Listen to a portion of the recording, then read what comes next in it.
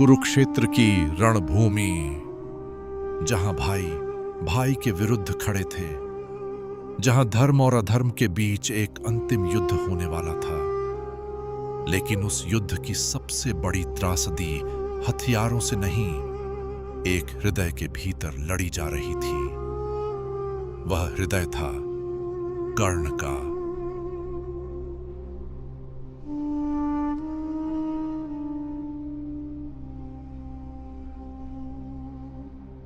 एक ऐसा योद्धा जो सत्य जानता था, फिर भी उस पक्ष में खड़ा रहा जो हारने वाला था। क्यों? यह कहानी है एक ऐसे योद्धा की जो जन्म से महान था पर भाग्य से उपेक्षित।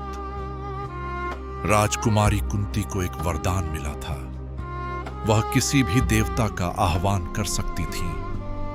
जिज्ञासा में उन्होंने सूर्य देव का आह्वान किया और उनके सामने प्रकट हुआ एक तेजस्वी बालक। वह था कर्ण।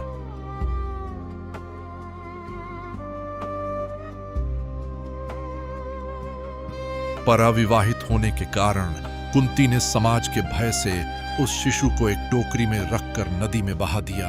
यहीं से शुरू हुई कर्ण की त्रासदी। नदी किनारे एक सारथी अधिरथ और उनकी पत्नी राधा को वह बालक मिला।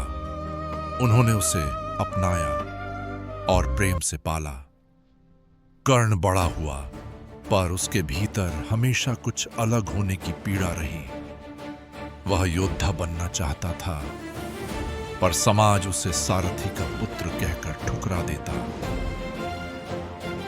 धनुर्विद्या सीखने के लिए कर्ण ने ब्राह्मण बनकर परशुरामा से शिक्षा ली। वह महान योद्धा बन गया, पर एक दिन सत्य सामने आ गया। परशुराम को पता चला कि वह ब्राह्मण नहीं है। क्रोधित होकर उन्होंने शाप दिया, जब तुम्हें सबसे अधिक आवश्यकता होगी, तुम अपनी विद्या भूल जाओगे। भाग्य ने एक और वार किया।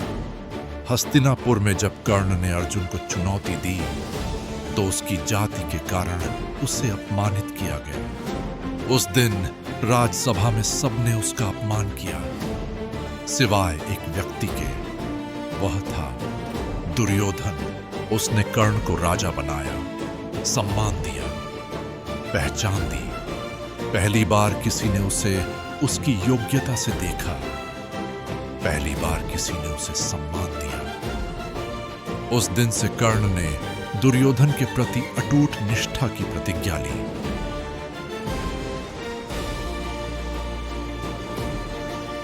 समय बीता और पांडवों व कौरवों के बीच विवाद बढ़ता गया।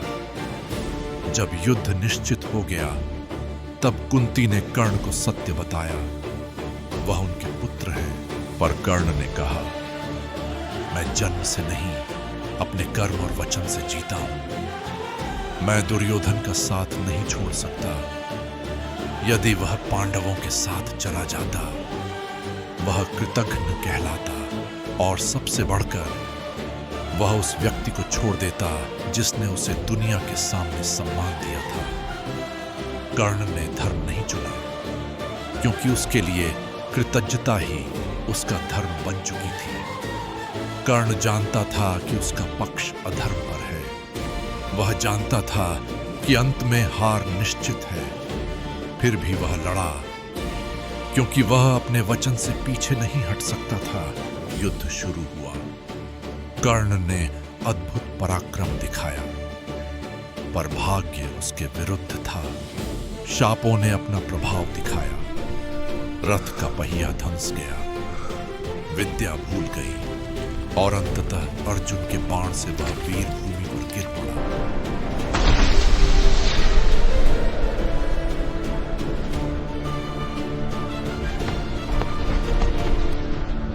युद्ध के बाद पांडवों को सत्य पता चला कि कर्ण उनका बड़ा भाई था।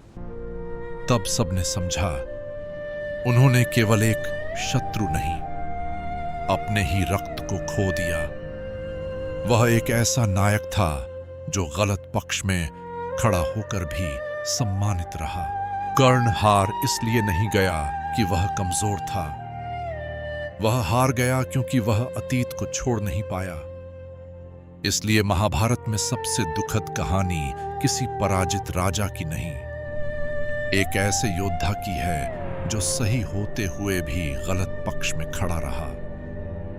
कर्ण दानवीर भी, महान योद्धा भी, और महाभारत का सबसे दुखद नायक।